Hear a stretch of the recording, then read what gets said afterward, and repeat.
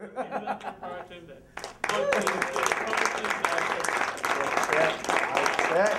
Thank you, Chris. Chris Smith, y'all, please. For your fearless leader. It's good to be here. There's absolutely no pressure. He just promised you that I'm as good as the entire South by Southwest conference, and that's why you're not going. So I'm sorry that you don't get to go to Austin because I came here for 90 minutes or so. I'm happy to be here. I'm a fan. I'm a user. I'm a super user at times, and what I'm going to do is talk about myself a little bit and some experiences there that I think are relevant. Talk about what we do at the Onion and some relevance there, and kind of describe by showing, and then get a little bit more specific about some possibilities from examples at the Onion and around the way that Netflix might have to infuse a little more personality and a little more humor into the user experience. I'm not a designer myself. I talk to and work with them and pretend I know more than them. I don't. You guys are the best. And a round of applause, who here doesn't work at Netflix? I want to kind of get a sense for who's... Oh, wow, it's like a good 30. Look at that, interlopers. So I know we have people from Zerb, an agency down. Nice. That wasn't a call for you to scream, but I appreciate your gusto. Who else is in the room? What other companies? Yeah. Google. Google's right here. What do you do at Google? I'm heading up the UXD for college.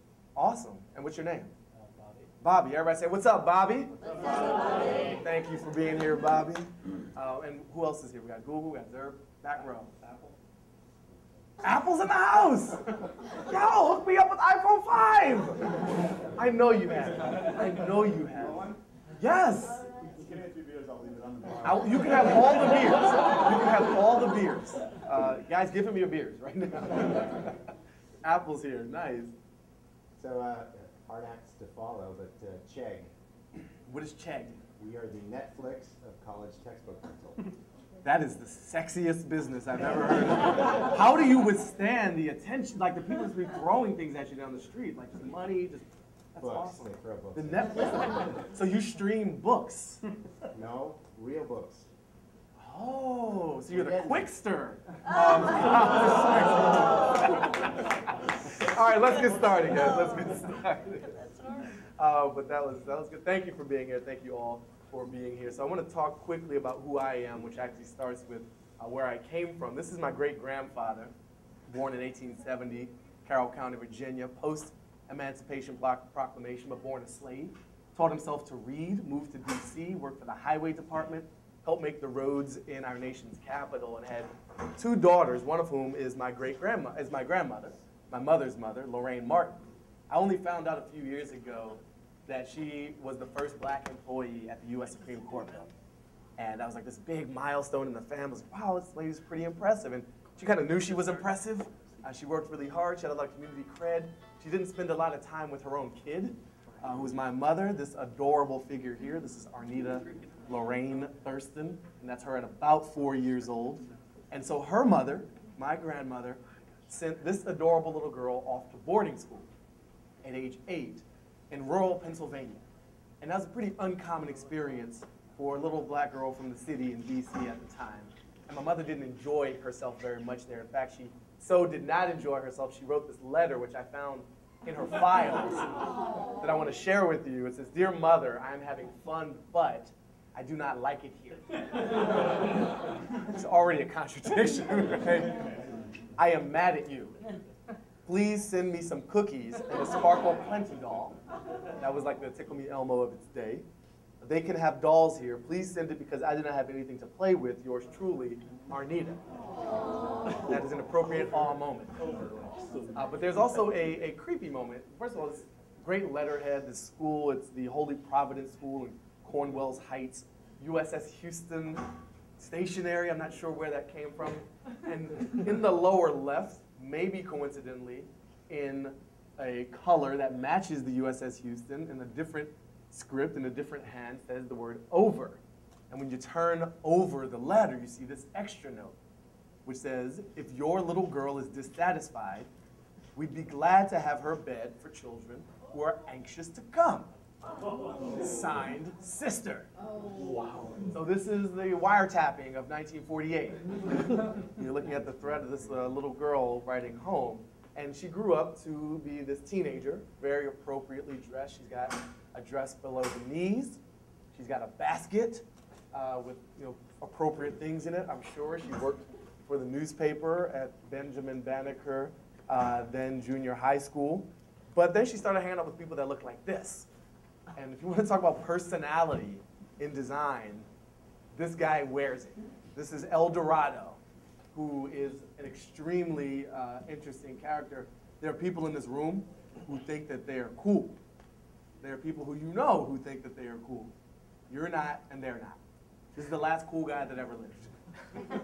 And the pants and the shoes and the landline telephone all look very, very amazing. And then my mom started hanging out with these very political characters, marching down the streets. This is her in the middle, kind of focused on the camera when everybody else is kind of marching down the way, making sure she looks right when the revolution comes. You gotta be sexy, have your hair done up just so when that happens. Now, this is the block I grew up on, a very different image, Newton Street in DC in the 80s, kind of a wire-like situation to grow up in without the great ratings from critics and the love of people who have never been to the neighborhood like that but love the show. This is one of the first books I ever was given as a kid. I didn't have like C-Spot Run type books.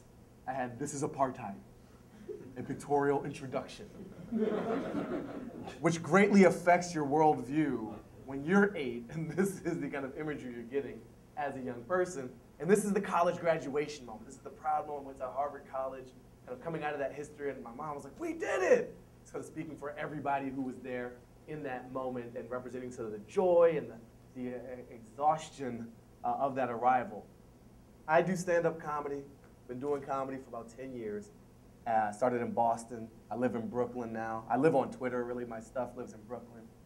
And a lot of my orientation comes out of the storytelling tradition of comedy. I helped start a political blog called Jack and Joe Politics. There's a lot of user engagement there. The watermelon signifies intelligence. Smart people love watermelon. And that's what that means. If you inferred something else, then you're a racist.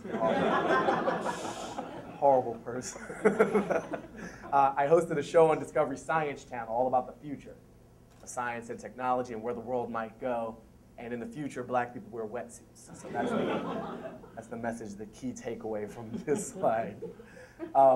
And in the digital space, I have kind of done performance art projects in this realm. And one of the first ones and more notable ones for me was embodying the swine flu as a Twitter character. And so when the swine flu hit and it was a big media storm, more than it was ever a spreadable infectious disease, I thought, well, is there a swine flu Twitter account? And there were, but they were giving out legitimate information about the disease, and that's not fun. So I created a version that gave out other information, and this is the profile page attributes that I set up for the swine flu. Right, the name was swine flu, the location was fucking everywhere. It's a very aggressive, angry pig persona that was mad at humanity for bacon and other infringements upon its rights as a species. And then what was really fun about it was like finding people who were talking about the swine flu and then following them so that they would get a message saying, "You're now being followed by the swine flu." Which is just, it's a creative way to engage in your potential audience. It's also just a way to freak people out. And then throwing events, virtual events, did these Facebook events, these face-licking parties.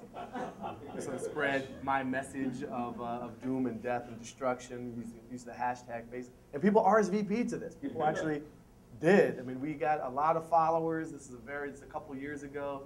We got interviewed by the Huffington Post in character. There were people who responded, including the Chicago Tribune and would-be Republican presidential nominee Mitt Romney. Because he's an idiot, so this is the guy that wants to be president. He was like following this fake swine flu account. And then in a different realm, Foursquare has been a fun sort of platform to play around with. And there's this competition to be mayor of venues in Foursquare. And so a friend of mine and I took it to another level and decided to make it a real-world physical campaign. We kind of treat a Foursquare mayoral campaign like an actual physical campaign. And for me, it started with a bunch of oustings between me and a friend. We went back and forth 11, 12, 13 times each before he finally gave up. And then another friend challenged me to my mayorship. I'm like, look, I'm the mayor. Why would you challenge me?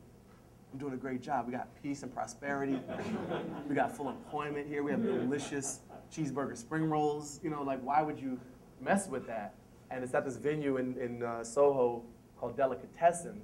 And so we decided, let's make this more fun for us and our friends, and not just about pushing buttons on the screen, but let's do something in the real world. So I made T-shirts, Aviary, this is a web-based kind of photo editing platform. They designed this Obama-style mayor shirt, and that was help finance the campaign because it's expensive to eat at a place every day that's in Soho, because it's a very expensive place. It's where the 1% shops. We made custom drinks. Like, she had her campaign drink, I had my campaign drink. You can still order a whiskey Thurston if you go to Delicatessen. So whenever you guys are in New York, order the drink. It's delicious. What's in it? It is Maker's. It's essentially a hot toddy, but cold. So it's a cold toddy. It is Maker's, honey, lemon, and then the garnish depends on the bartender. The guy who helped me originate this drink is named Barry, and he did it with a flaming orange peel, like flaming orange zest. So he did this magic trick where he like sprung the peel, got the oils just right, and popped off this flame, and that like poured its essence over the brim of the glass, and it somehow like opened up your aura. Got your chakras flowing. It was really good. It was a really good drink. So order that. And then we had a rally, an actual rally for the mayorship, and I want to show you a brief clip of, because this is how seriously I took my Foursquare mayorship. Re-election as mayor of Delicatessen! Now, some people say that mayorship is just about checking in on Foursquare, but we know that's not true, right? No! Preach on, preach on! Mayorship's about cheeseburgers, spring rolls, can I get a nickname? But I'd like to quote from the good book, that be the Delicatessen menu. The book of sandwiches.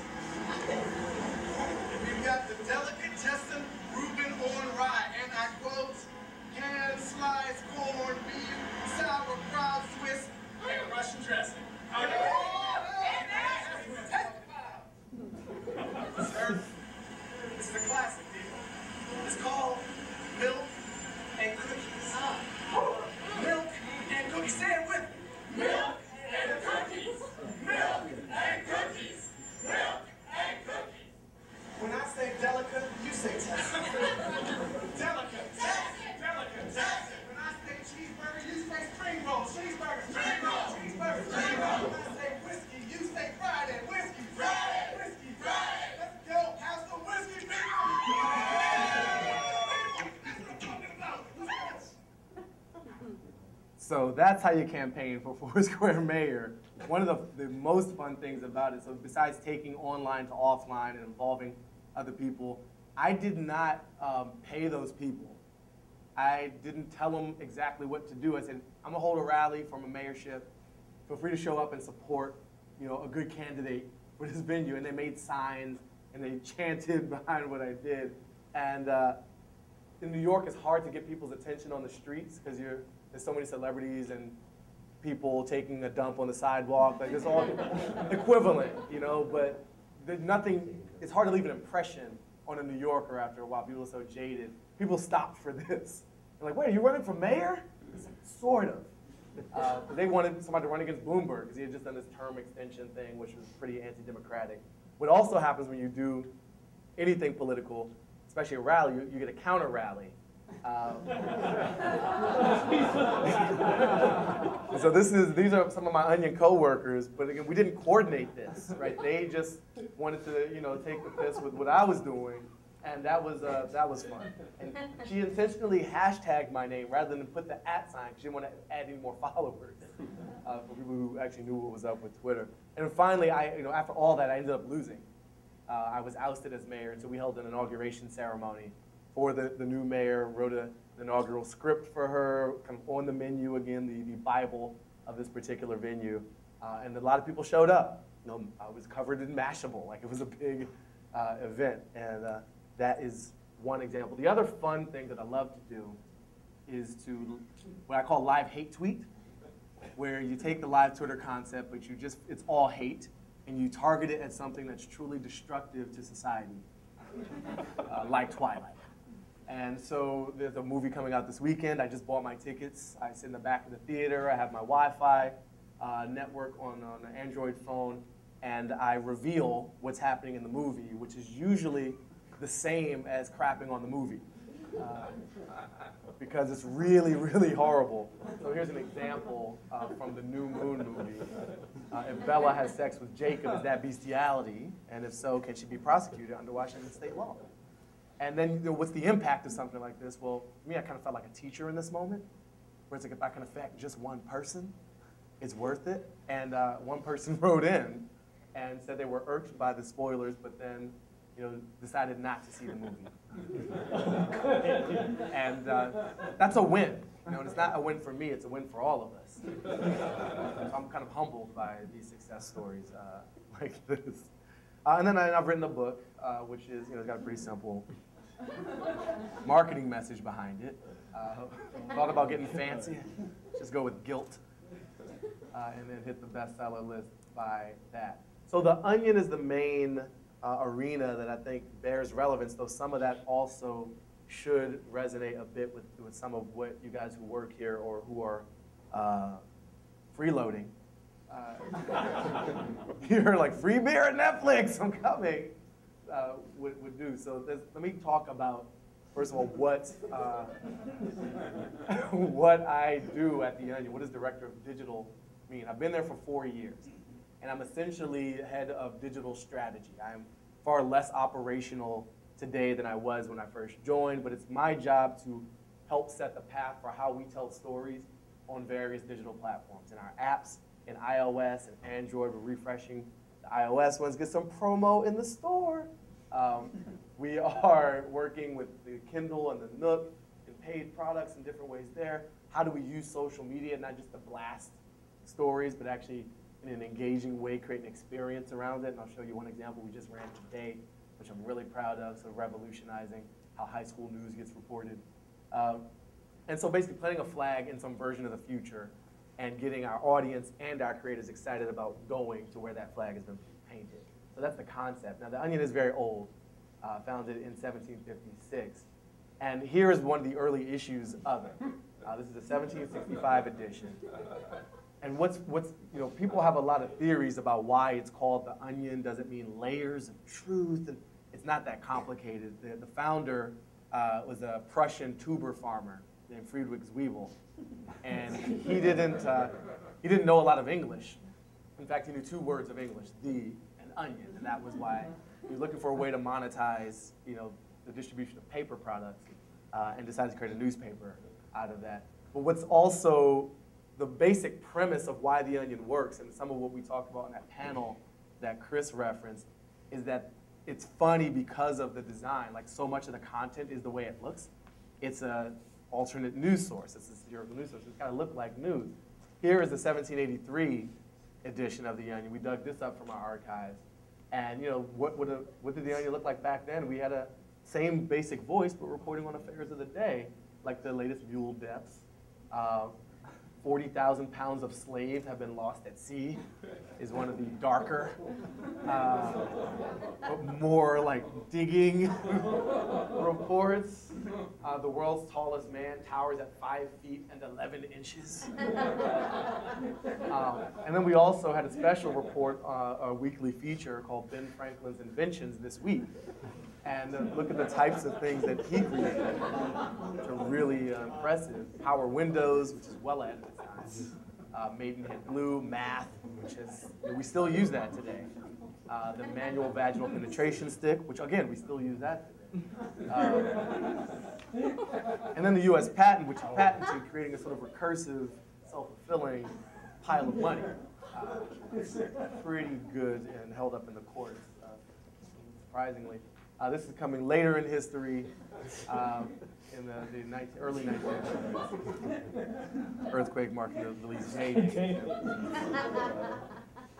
6-minute moving picture photo play, agonizingly long, say critics, in the lower right corner. But again, that style, like to be able to dig these things out from the archives. And this is the post 9/11 issue that we did, which were the Pulitzer Committee actually committed to handing out rewards based on merit, we would have earned for this coverage. U.S. vows to defeat whoever it is we're at war with, and not knowing what else to do. Woman bakes American flag cake. That's my personal favorite from this cover. Post-election of President Obama. I think of all the things we've covered, this is the most true, right? I think we were really prescient in this coverage. I think he feels that too. He's like, why did I sign up for this job? And then we shift gears in a way, and the way we've dealt with China is pretty interesting. So one of the things we like to do, the 1783 issue is a special effort of ours to adhere to a particular period of time, not just be the voice of the day in Onion style, but like, what would the Onion look like in 1783? And then make it so, and use the fonts. And we got letters from U.S. history departments across the country saying, we're teaching with this. This is amazingly historically accurate. We had the S's that look like F's, really on point. And then our designer who worked on that spent a lot of time to be authentic to the period. Similarly, we did a special issue whose premise was we were being acquired. And we planted rumors actually in Gawker, who happily ran with it, that we were really on the ropes financially and looking to be acquired. We have an announcement in the next few days.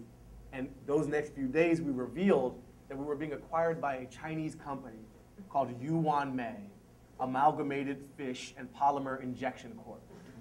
And they were getting into the American newspaper business to expand their distribution of fish-based products into the booming American media market. And post-takeover, they affected our coverage, right? And so the Onion went from looking like the things that I show you kind of like this to looking like this.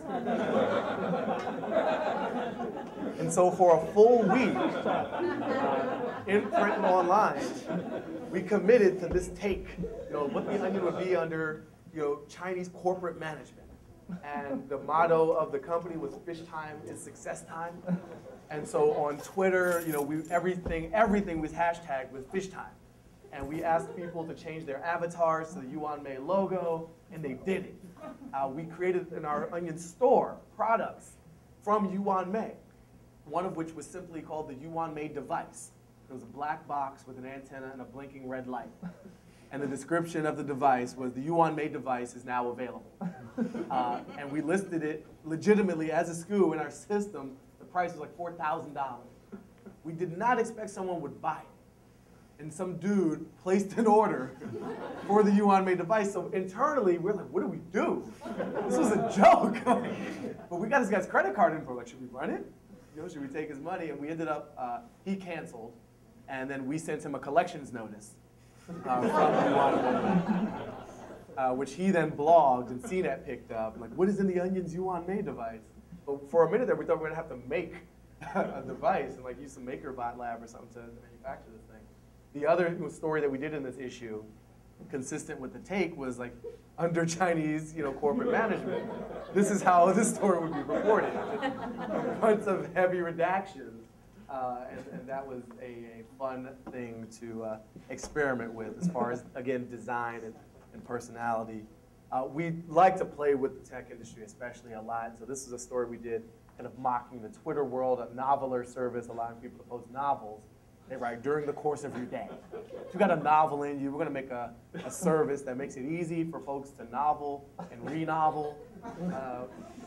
And so we then, one of the fun things for us has been not just doing the satire story, but building the service. So we built Noveler, and we got the domain name, and we built it right around Twitter. And when we didn't make it fully functional, but when you tried to use the service, it was so popular, it was always over capacity.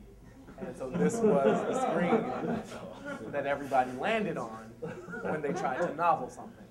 And we created a Facebook fan page for the company, and people started chiming in on that fan page, consistent with the world we had created. So it's up now. Time to write a 2,000-word narrative about this morning's trip to school. A novel that hasn't worked all day. Is something wrong? It still works more often than Twitter. So some people legitimately not getting it, most people actually playing into the conceit and kind of going along with us to have some fun with it. And then we love to talk about you guys. You know, we love to talk about not just Netflix as a company, but sort of the culture around where we are technologically in the world. So this is a tourist destination report. in Auburn Hills, Michigan, is showing visitors the difficulties life held for Americans in the past. Blockbuster Video aims to transport visitors to a time before the internet. It's an historically authentic recreation of a video store, a specialty shop where customers exchanged money for the short-term use of videos in an archaic system called rented. The tour is amazing. It's like stepping into a time machine. It's hard to believe that people live this way. A historical research team spent 3 years making sure every last detail was accurate, from the signs used to promote the store's merchandise to the costumes worn by the store's employees, historical performers who make history come alive for tour groups twice an hour. My character is based on an actual Blockbuster employee named Jerome, who worked there from May of 1999 to June 2000. My main responsibilities are to man the cash register and to put the movies from the return slot back onto the shelves. I am a Blockbuster customer named Kathy. 2 times a week, I travel 6 miles to rent and return videos. Oh, look, we're in the comedy section. What's so poignant about this time is the uncertainty. When you get to the Blockbuster, are they going to have your video? Did someone else rent it? Is there going to be a line? Are the alarms going to sound when you walk out the front door? It was very difficult for the people that lived during this era. Actors say their job is to create a historically authentic experience. Yes, we have it, but our only copy is currently checked out. After the organized tour, visitors are allowed to move around the store, exploring the so-called living museum. It's really amazing that people had to go through so much just to get a movie. Blockbuster joins a growing number of historical tourism sites, including Buffalo, New York's recreation of Virgin Records music store and Iowa City's Borders Bookstore Museum. So that was, oh, good. Hey, I'll pass that applause back. And then in another, much more direct reference, we have this Onion Radio News report about a customer experience with your service. Netflix doesn't think an area man is quite ready for Blue Velvet. It's the Onion Radio News. This is Doyle Redland reporting.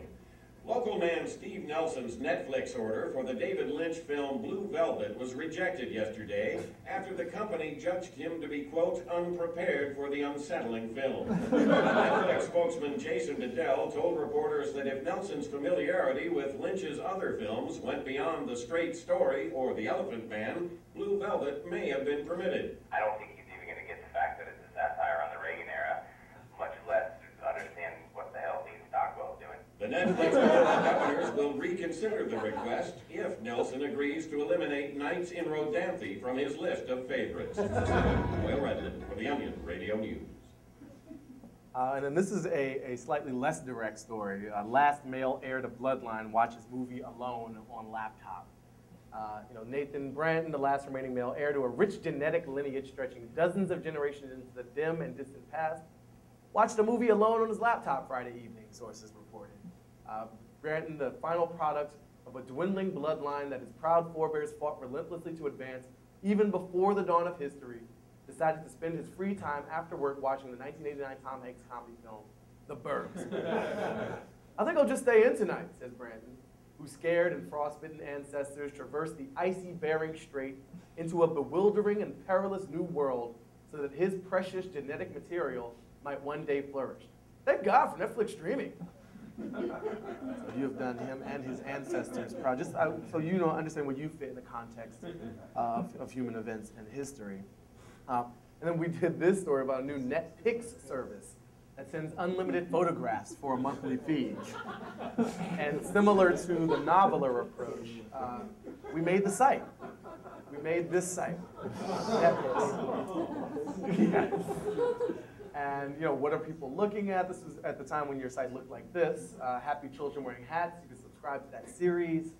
Notable American landmarks. There was a whole series of blueberry pie photos. And people were commenting and rating them. And I really like this. And again, we had a Facebook community kind of chiming in around their favorites and their problems with the site and what they wished for the pricing model. And then more recently around the spinoff that wasn't. the American Voice is kind of our man on the street feature, with folks responding to actual news events in the real world. And so her response to Quickster, I can't explain it, but somehow this pointless name change has made me forget all about them doubling my subscription costs. This guy, why Quickster? Why not Streamster or Bust-A-View? At least those names make sense. And this last guy, no, don't fall for it. Quickster is really Netflix, you guys. And so I want to now go through a few examples before we get into like true interaction around some possibilities and questions and things that you have. More inspiration from other places. Now, clap if you use Google Voice. Make noise if you use Google Voice. Okay, so I'll explain it. Google offers a product for every possible need in your life and some needs that you don't have. But Google Voice is a service that allows you to have a number remote managed through the web, the cloud, and apps. And one of the features that I like the best is that you can send a text message from a computer. You log in and search your text messages just like your email. So I'm not advertising for Google Voice, but it's amazing. You should use it. And they have a system in place for helping you understand what the limits are of your text messaging. So this, I just recorded the screencast this morning. That's my phone number, so there's no damage here. This is me texting myself, and this number here is showing me how many characters I have left in the text. It has a typical 160 character limit, which most carriers adhere to. So I'm saying this is me typing a text message to myself. Notice how the number of available characters decreases as I approach the standard limit. By the way, the entire economics of SMS is utter BS. And so now I'm in the second message, and it's counting down, so it's letting me know it's going to carry over to another message. And I'm just kind of ranting about the whole SMS game, which is bullshit, by the way. Like, they're charging you per bit transported, something really ridiculous. And so there's kind of calls for a movement of what would happen. As we approach the third level, boom, their response is not the third message, keep counting down. It's like, really, dude? Are you sure? And so then, it's Google kind of being moralistic with me about the length of my text message, but instead of just stopping. And so it gives you a little bit of a buffer into the third message, but then it stopped me right here, just as I was about to say something to impugn Google's honest. I don't know if it's a text limit, but they're reading my message and not allowing me to say what I constitutionally have a right to say. But that prompting of the limit is not just a hard stop, but a little bit of humor. Like, what's the point of that? Well, one, it was surprising. I remember the first time I did that, they said really, and I said really, and it was like, really, really, really, really? Like, that's how you're gonna talk to me? And that's kind of fun. There's the rule of three in terms of comedy patterns where you have set up, boom. And it was like, okay, first screen, normal, second screen, normal. Third screen, absolutely unexpected. And, but that's where the joke rhythm would be in a comedic context. And someone there thought about that. And that's like, do you know the history of that? Can you? Been there for 8 weeks. That's your excuse? They don't have a feed tube that just shoves all Google Borg knowledge into your soul. Foursquare has another example where they rolled out this summer. If you are, for people who you're friends with, when they have a tip at a place that you also have to do, at a place you also have to do, they proactively notify you and suggest, maybe you want to do it together. So I wrote them, and I was like, this is a great idea. What you really should do is then let me label my friends in Foursquare by my interest in having sex with them. And if they also mutually want to have sex with me, then you have an escort service. You can make some real money. Right? You don't have to worry about brands and stuff like that. You can get the big cash. And it can be a dating service. You can call it a dating service. That's fine.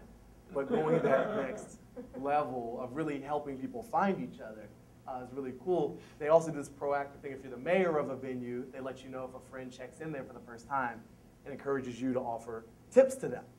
So it's not just random social, like, hey, your friend's over here doing stuff. It's actually valuable.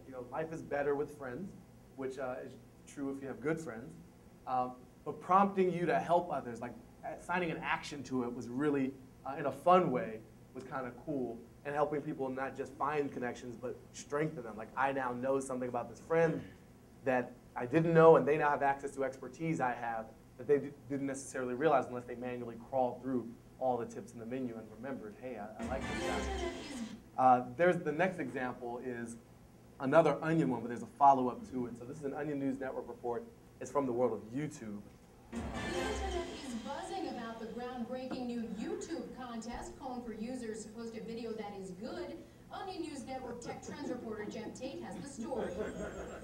Thanks, Nicole. YouTube presented a challenge at a press conference earlier today. Make a video that is actually worth watching. The prize, $100,000. The only requirement for our winning video is that it be somewhat watchable or provide even a shred of enjoyment for people other than those who made the video. Because the idea of making a good video is new to so many of its users, YouTube offered a list of suggestions, including have some reason for making a video other than I own a camera, make sure the subject of the video can be seen, and shoot the video while sober. Hundreds of YouTube users have posted videos stating their intention to enter the contest, including Tamala Klebert of Grand Rapids, Michigan. My dog farts is pretty funny.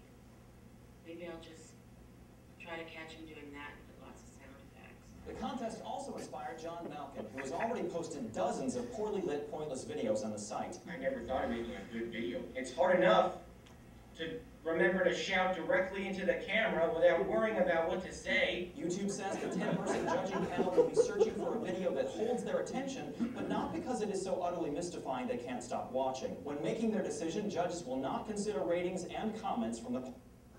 So it was a fun video to do. We had a lot of positive reaction from our own YouTube community and from internet watching people, which is to say people at this point. What was more interesting is what YouTube did with this video, which was about YouTube on YouTube. And the player page for this video featured a new tab called Actually Good that they baked in just for this URL. And so when you clicked on that, I think it just took you back to the current video.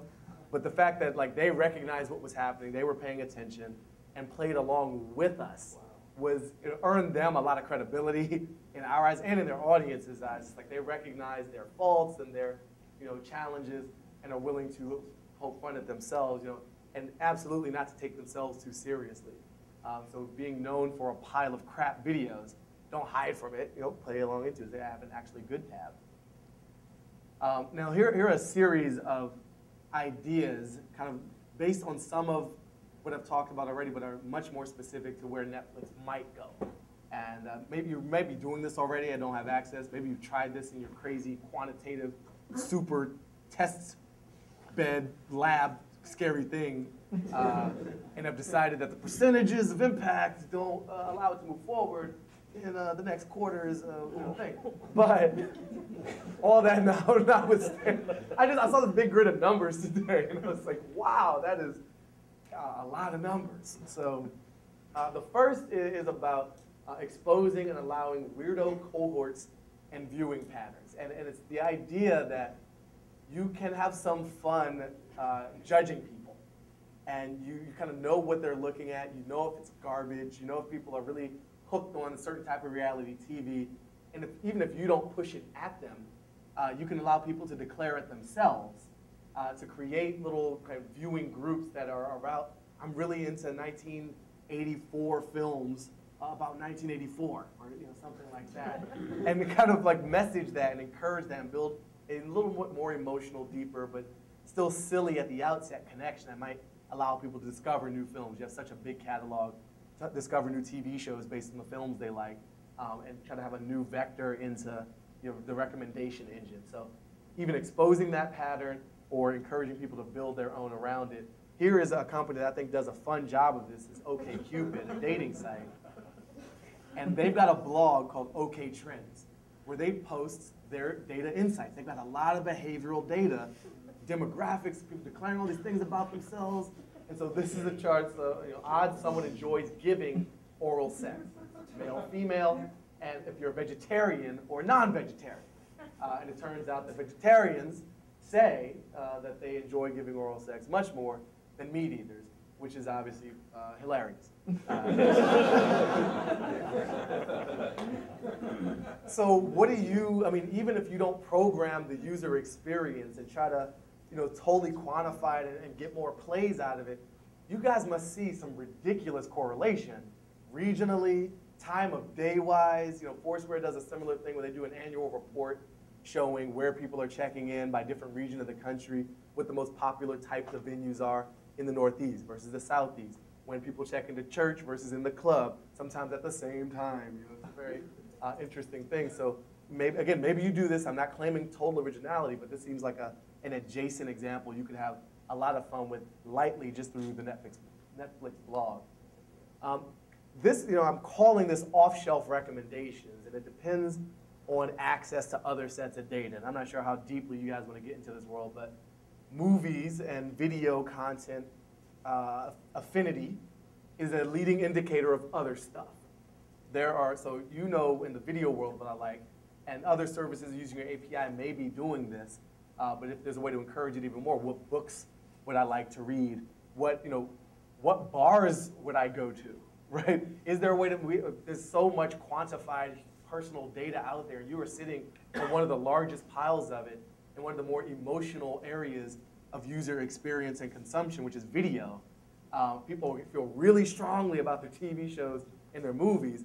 They also feel really strongly about where they drink and about maybe where they go to church, about what airline. I mean, there's loose ties and there's really strong ties, but I think in the world of consumable media goods, you have probably much stronger correlation with the authors people might like, and some things that you don't yet offer. You might be able to partner with someone. Probably not Amazon, because they have a pretty competing product, but maybe Bing. What is that thing called? Not Bing. Barnes & Noble has being an N in it. I got a little confused. So off-shelf recommendations, watch parties, and film festivals. So this cuts a couple of different directions, and one is the virtual space, online watch parties. I understand you tried some of that with Microsoft Xbox Live. Maybe it's before its time. Maybe it's a doomed concept. But given the amount of attention there is in shared viewing just through Twitter alone, through major live events, which is not your core thing, maybe not yet, maybe you'll get there, but are there event-based things you can sponsor or partner with someone to do virtual shared viewing parties to have a commentary layer on top of that, because people just love to throw their little witty commentary out there for large groups or subgroups. And is there an offline version of it too? A Netflix co-sponsored film festival that you don't have to build the community, but you attach it to one that already exists. There's the AV Club at The Onion is one example. There's Entertainment Weekly, there's Pitchfork, there's fraternities. And you can go really narrow or really big, but you've got a catalog and some access to the community to bring people together. And as the user myself, there's no apparent nod to that. So if it's failed in the past, I don't know that it's failed. I didn't remember hearing about that opportunity. And people do like to watch certain types of things together, either in the same physical space or in a virtual space. This is called Fusion, which is a Q plus fusion. Craig here came up with that. Craig works with me. And the particular use case here is, me and my girlfriend, me and my boyfriend. I got a Q, they've got a Q. Can we put that Q together and sustain our relationship? Because we probably have pretty distinct taste and there's a lot of arguments. But you guys, again, you got the data. Clearly, I've seen some, crunch that and help preserve that love. You can take a competition and turn it into a collaboration and then message that in a pretty fun and positive way. Especially if you have access to other things about people. If you're doing a Facebook thing and an anniversary is coming up, you could suggest a date night with these 5 films that may appeal to both of you based on your past viewing experiences and other things you like in the social system. So a world which right now tears couples apart could actually be used to bring them back together. And I hope you guys take that seriously, because you otherwise are ruining America. This is a personal obsession of mine, which is based on the idea that we have so much digital media now. We can recreate vast moments of the past. I can probably recreate Tuesday, January 3rd, 1996. I don't know if it was a Tuesday, but because of the amount of music that's out there in the online music services and in iTunes, et cetera, I can hear a full day, a full 24 hours of audio programming today and just relive that whole day. I can watch enough cartoons from the morning, news clips from YouTube, films that I might have gone to see in the theater. And so is there a way through anniversaries, through some prompting, to allow people to relive? You know, maybe it's around their own reunions that mean something to them. Maybe it's about national moments. Maybe it's about community moments. But kind of doing the 1783 version that The Onion has done for a media consumption experience, a TV and movie experience, again, with your catalog. And this is about, you know, I've seen your phrase TV everywhere, which is a kind of device-centric view of like, let's get Netflix on as many hardware platforms as possible. We're on the Nook, we're on the Kindle, we're on, you guys know which one. I've seen, and you have the charts all floating around very proudly in the office. But there's another point of distribution, which is not about being on a hardware device, but about being embedded in existing communities. And so when I go to Netflix now, I don't see community there. And I'm assuming you're working on it, because it would be probably foolish not to. And I know that there's some legal limitations to what you can do because of a VHS era regulation about people sharing their video viewing habits. So you have some limits in that sense, but other people might not have that. And so this is a screenshot of the TV Club, which is a part of the AV Club. The Onion is two creative brands. It's the satire people in New York, and it's a pop culture review community anchored out of Chicago editorially. And they review films, they review TV shows, and do these long-winded recaps that people really engage in deeply, books and video games, and music as well. And so there's a system they're building where people declare what shows they've watched, and there are curators built into the system. People trust those editors. Like, I'm going to watch whatever show so-and-so says, but you can't actually watch it yet. There's no toss to. And there's like, okay, we're going to take you from a digital medium of your computer screen or your iPhone app and then watch the show on your TV screen later tonight, and hopefully you remember. Why not just watch it on the screen? A screen is a screen, and bits flow freely back and forth between. So some deal, if not with this organization, with someone like it, that encourages their users to sign up for your service, encourages you know, your service to find a community rather than feeling the need to build one manually. Because people are already gathering, they're already doing the watch party thing, but Netflix isn't necessarily present in that, or it's a link away rather than an embedded clip away. One other concept around that, I saw one of your tests today where you kind of previewed moments from a movie rather than just a screenshot of the box cover because they all look really similar. To allow people, and maybe there's a rights management issue, I'm not concerned with the law, that's not why I'm here. For a site like the AV Club or like Entertainment Weekly to recommend a movie or a TV show around a clip and to set an in and out point of no more than 30 seconds or no more than 20, whatever makes the most sense, but you're that provider, right? And to let the community also do it. When people comment, they love talking about a particular moment. It's a digital world. Why do we have to just talk about it? Like, show, don't tell. And so despite the legal limitations that might exist, I think the technical ones are maybe a little lower than that. And certainly should be a part of the future where people have their greatest moments of people getting kicked in the balls. Like, you could do that. You could have a whole series of that. And then people watch the whole movie to find the context of why exactly they were kicked in the balls and have a deep discussion of that. So that would be a lot of fun, hopefully, and also meaningful and deepen your bonds. And certainly the image of your brand in these people's minds.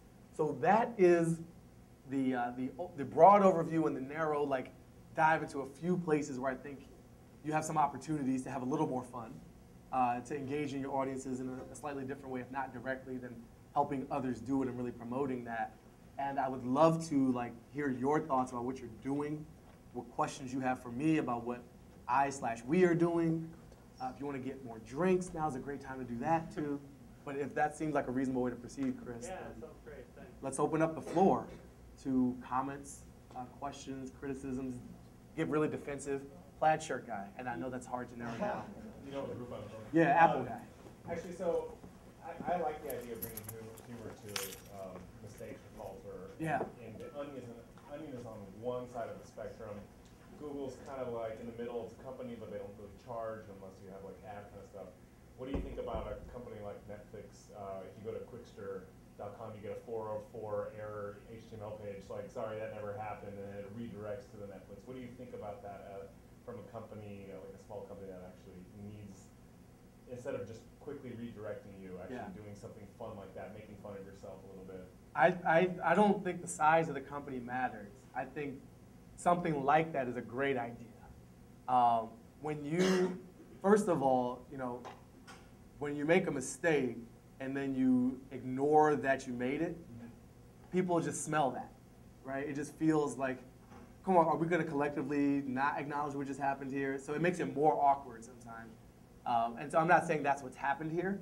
I think there's a richer opportunity to. It's like when the athlete who makes some media flub goes on SNL and makes fun of themselves about it, or goes on Jon Stewart and Daily Show and makes fun of themselves about it. It's not a formula, but I think there is a vulnerability exposed through comedy that is more humane than the corporate communications press release or the CEO mea culpa that really connects with people at a deeper level. Laughter is like video, is emotional.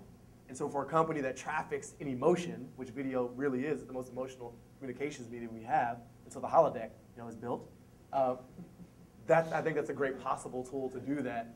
And it kind of deflects some of the harsher criticism. Maybe it's been done already. I haven't tracked the whole Quickster response and backlash and response to the backlash, but short answer, I think it's almost always a good idea.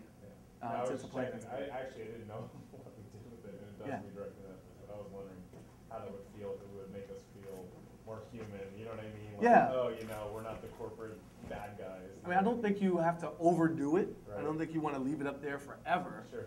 But at that peak moment, I think there's a great disarming capability when you see the self. I lost my ability to use words, but especially in politics. This was a political challenge for the company. And it was about how things were communicated. It was about what was communicated. It was about how things were communicated after they were initially communicated. So ultimately, it was a political failure of some kind. And what do you do with that? You move forward. You're honest and transparent. You explain it. I think a lot of that has been done. But to show lightly that, like, okay, wow, we really get it. Oops, right? Not in the Rick Perry oops kind of way. That's just embarrassing. But in the we know what we're doing now. We've heard you and we've heard each other. And let's all move forward together. I think that's a good opportunity. Yes. Could you, for my benefit, say who you are and kind of what you do? Sure. I'm Zal. I kind of manage our phone and tablet devices. Nice. And so, I mean, we have a very wide-ranging demographic and psychographic. Yeah. 25 million, people in the U.S. It's growing internationally. People, I think, receive comedy very differently across cultures, across age groups, and I think doing a blanket kind of thing like you're suggesting is very interesting. But I'm just wondering what the reception would be like in certain groups that may not be as receptive to comedy as maybe the folks in this room, which is a very homogeneous group, actually. So there's a couple ways I would think about that. One, you guys have your own values, principles, and your brand and your community sensibility as Netflix. 500 people work here, and I don't know how tight that culture is, but whatever you project should come from that. So rather than concern about misinterpretation, if it's authentically Netflix, there's strength in that, and in communicating who you are through your humor as well. The other opportunity is a little indirect, which is, as people, you must have had a great reason for stripping it, but the ability for peer recommendation, I don't think that exists anymore, and there's an opportunity there to prompt people to recommend in their own voice. So you're not trying to do a mass media humor messaging campaign, but you can set people up to do their own micromedia humor messaging campaign. Recommend bad movies to it's Bad Movie Day, or Bad Movie Fridays, or Bad Movie Month, and we're gonna feature. We want you to pick the worst movies for you and your friends to watch and comment on at this partner site, if not on our own site. You don't have to build a whole infrastructure for comments. I don't think you necessarily want that, but when you involve other people and let them kind of own the delivery of the joke, rather than having a cookie-cut template thing, I think you limit some of the risk there as well. Thank you. Over here. We solved it. Chris. No, so some of the things that we're thinking about is there's humor in our content, Mhm. and then there's humor in the UI, and between those things, people have more understanding of the content. In humor in the UI, it's so easy to go from like what we think is funny to being really schlocky. So how do you get that fine tuned in the UI? I mean, with you guys, I'd say test. You got 5 different humor UI options, and you push those out to 5,000 people each, and you put it up on the big board, and you quantify humor, which thus kills it. So please don't do that. I mean, that's a harder one, and I think you guys have to ask, how serious are you about infusing actual humor into your UI? Is that what you really want to do? Or do you want to just have an exercise that loosens you up a bit and inspires you to want to enable your users to do a bit more of that? Because I don't think, this is one mistake I see in the news media, which is what The Onion is much closer to. They see the success of The Daily Show and Colbert, like, people like comedy. We should do comedy. It's like, no, you should do news. You should do what the Constitution demands of you. Like, you're one of the few jobs framed by the founders. So why don't you work on that? Like, there's a lot of other people doing comedy. Like, leave that to the professionals to some degree. So I think there is a balance. How you find it is, there's no straight, solid answer I could give except to say try. And the idea of a volume knob that goes to 11, right? That's a humor in the interface. Is there an equivalent option for that in Netflix, a bottomless pit of movies, or even exposing, you showed me the printout that it sounds like Gizmodo posted of how similar the genre covers are. You see all the romantic comedies have a man and a woman with their leaning against each other's backs. And then all the sexy college sorority movies have a shot between a woman's legs, like her ass cheeks are right there. And it's like, there's 50 of those in a row. Why don't you expose that? Instead of trying to solve it, put it out there. Like, call out that industry of shitty marketing art. That says, like, can you figure out which one of these is actually good? Bet you can't. Or there's a reward for someone. There's a memory type game where you try to guess, where it's from. It's not even about watching the film, but it's sort of like a discovery game. And you've got this, solitaire style card flipping going on. That could be fun. And there's ways you can probably do it that isolate it from your core experience, so you're not bastardizing Netflix proper, but in your app, there's a window which says, oh, if you want something a little more interactive game, a cover game, the Netflix DVD cover game, there are a bunch of things you could do with that, and there are a bunch of people who you could help go call upon, this guy, to help you with something like that. Or there's people out here who live in this area who are good at stuff like that. That, I want you to do the cover game, though. That was off the top of the head, but I think that's actually a lot of fun. Yeah. So you're a Netflix user, and let's talk about where your guess is about where that comedy knob would be. Yeah. You go to Netflix so you can get to those movies as easily as possible and be entertained by the content itself, or would it be fun to be entertained during the discovery of that content, or would it get in the way of that content? That is the question. So what's your guess on where that knob is? Sure, we do subtle things and small stuff that's kind of playful, or you can go all the way and just have a blast looking for the content. So let's talk about I'll make up a user experience chain, which goes from reminder that Netflix exists, right, in terms of an option to consume video content, because I got a lot of options.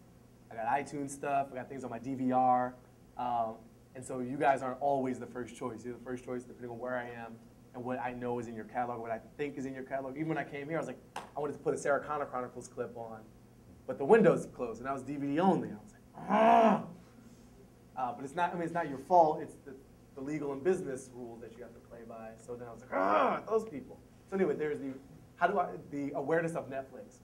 Then there's the discovery of what am I going to watch? Am I going there with intent to watch? Like, I want to watch Sarah Connor Chronicles, or I want to watch something. And then there's the experience of watching. And then sort of the post-watch experience. And there's probably another layer, and that could go at any point in this, which is it's not about watching. It's about, it's the rating, it's the browsing, it's the recommending. I just want to put some time in and become an expert, or like display my expertise by rating this type of movie and playing with the levers. Say I like campy films and things like that. So I think the discovery area is probably the one, given the world we're living in, that has the most opportunity in it. And this is just intuitive. I have to think a little more deeply about it. I need a whiteboard and some dry erase markers. But there's too much stuff. There's just too much stuff. There's too many things to do in this world. Digitally, there's too many things to consume. There's 30 hours of YouTube video uploaded every second or something crazy. You guys have how many titles do you have? 12,000 in your streaming, capability. That's a lot of movies and TV shows and video specials. So something that makes that daunting process more interesting. And you've already done, obviously, a lot of work in that. You've got the bands, you've got the top 10 recommendations, you've got genre recommendations. But to have the fun be added to the discovery where the burden is highest, where the tax on my time is highest, I think there's a great opportunity to surprise and delight people there. Raise your hand if you ever heard of Hillary Mason. Okay, good. Now you don't count. You came with me. Hillary Mason is the chief scientist at Bitly, which is the big URL shortener. And really, really, really smart computer scientist. And she and I were talking recently, and she's like, I want good book recommendations, but Goodreads doesn't quite do it, Amazon doesn't quite do it, because it's too associated with what they know I already like. I just want good books. So she's the type of person that will say that and then write a program that does it. And so she's got a system that kind of goes through Amazon, and it looks for high-ranking recommendations. It also looks for certain reviewers who are highly recommended to try to get really far laterally. It's like, okay, if this person recommended this and this, how can I get far from the genre? It just shows you one book at a time. And it's kind of dumb in how smart it is. It's just this is a great book. You said you wanted great books. This is a great book. It might be about taxidermy, but it's a great book about taxidermy. And that made discovery a little more fun and exposed. Talk about a big catalog, the world of books in a system like Amazon is, at least an order of magnitude greater than the 12,000 that you guys have to deal with. So that's where I'd focus. I do think there's some kind of contemporary or contemporaneous experience of you're watching a thing and maybe there's some humor. Oh, all the sort of protocol type messaging where you're waiting, the buffering message, right? The not available message. The out of stock, well, you don't have an out of stock, but you have a sort of out of window, which is the equivalent of out of stock. How can something digital be out of stock? Well, it can be because of the laws and the business deals. So I think those are also little targeted examples. I wouldn't mess with the viewing experience very much because that's distracting. And people ultimately want to watch video. That's why they're there. So you guys make fun of the little whale from Twitter? Yeah. Is that more of a tribute? You like the cute little, they're down, so they put that silly whale out. Is that the kind of thing you like? I mean, at this point, I hate that whale because that's an example of, in the Quickster example we talked about with you guys, if you had if you did that every single time, it's just fix it.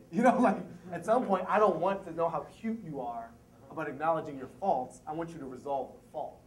And so that whale becomes an irritant when it's overplayed. And someone who's just ha ha ha, it's no, you shouldn't. You should just be better at this point. That's a better solution than joking about how you're not perfect. Green shirt. So two questions two stages for your reaction. Who are you? Brian Reserve. Thank you. A lot of the funnier moments are taboo, right? Yeah. You can't talk about that in a corporate environment. So I'm a little curious on, a lot of times in businesses that we work with, pushing a line is about dealing with lawyers and dealing with problems. So right? sorry. So, yeah. Well, it's not, we push boundaries, but so I'm just curious on that is how you see funnier bits falling into what UI design should be, because oftentimes a lot of funny parts are taboo and they don't fit within a corporate environment or something where people is it. The second is an observation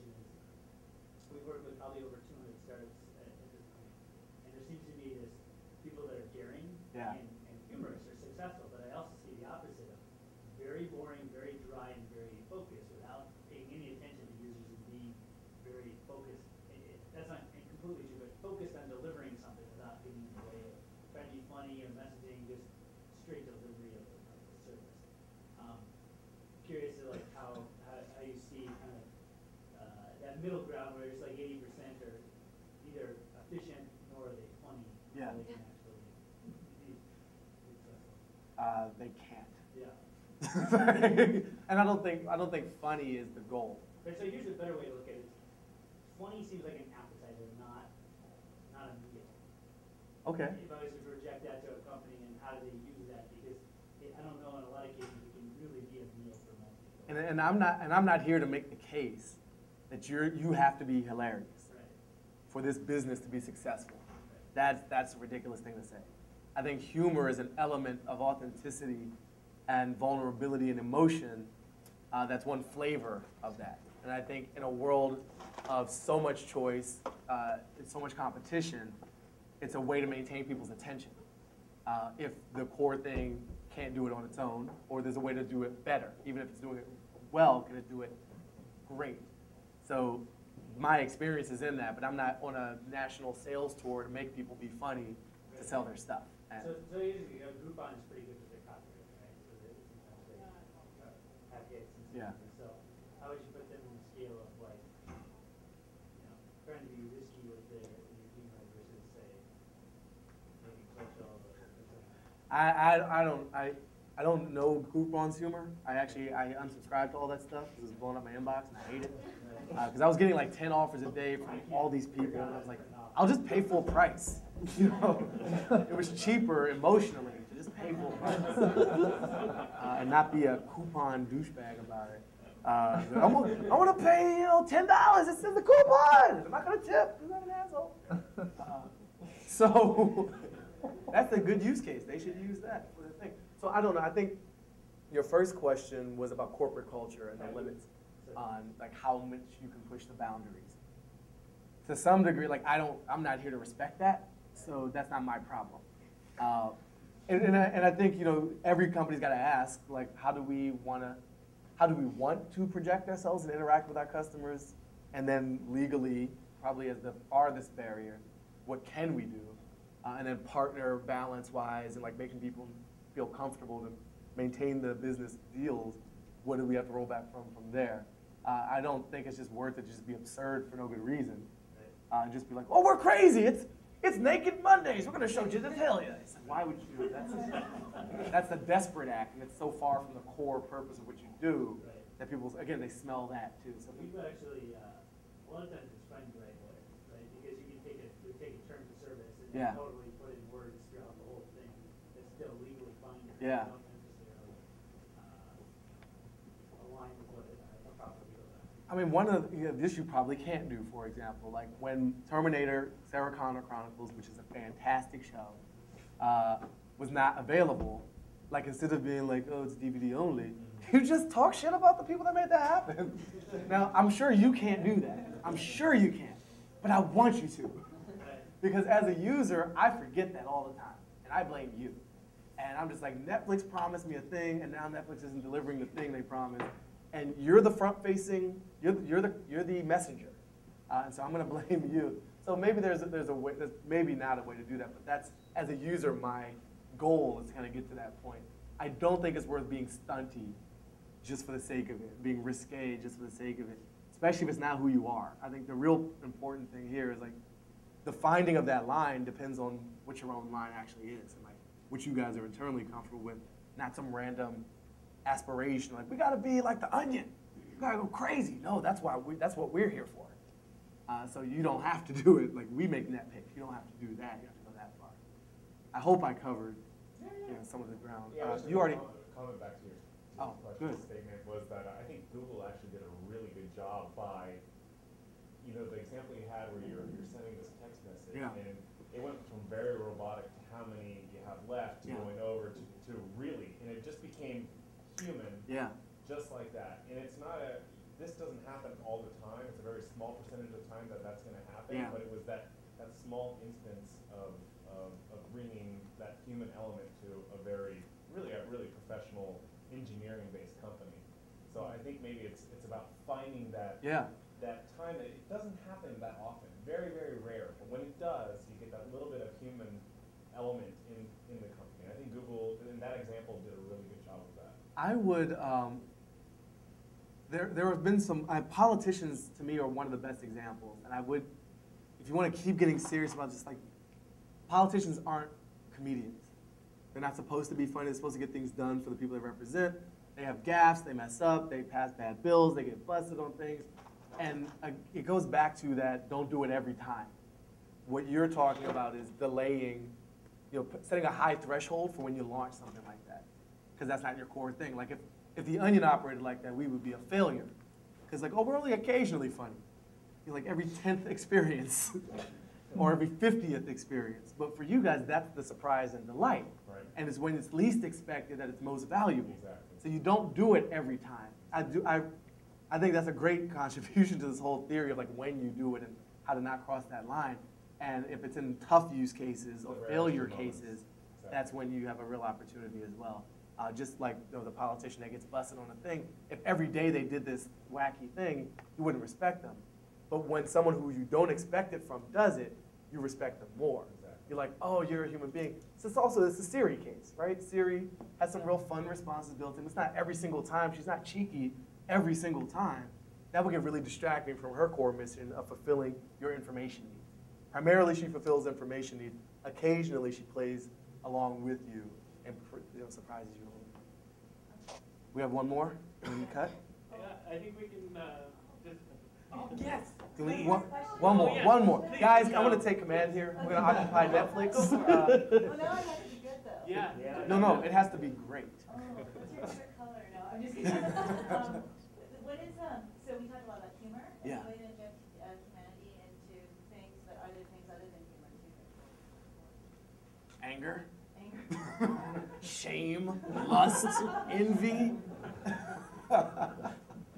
coveting.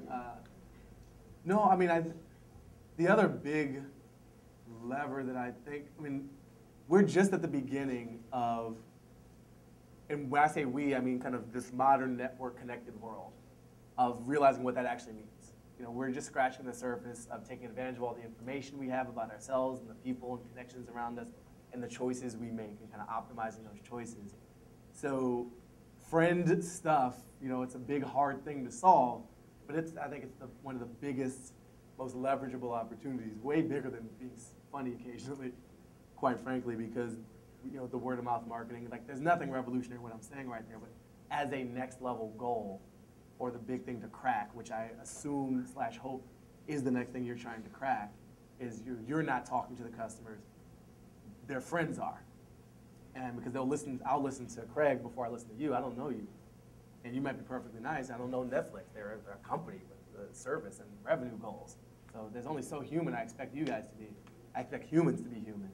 If you let that platform, enable humanity as a platform to get real conceptual about it, then that I think has a lot of upside magic to help with discovery, to help with judging, to help with messaging, and hopefully to help with profitability and acquisition of customers and talent as well. That was a real inside joke from a whole bunch of people. So I'll think more about it. We can talk more about it, in an individual context over whatever alcohol is left up there. Get some alcohol, get some hors d'oeuvres or little snacks, and then just if you have questions, go up to him. And thanks a lot. Thank you very much, everybody. Thank you for really a pleasure.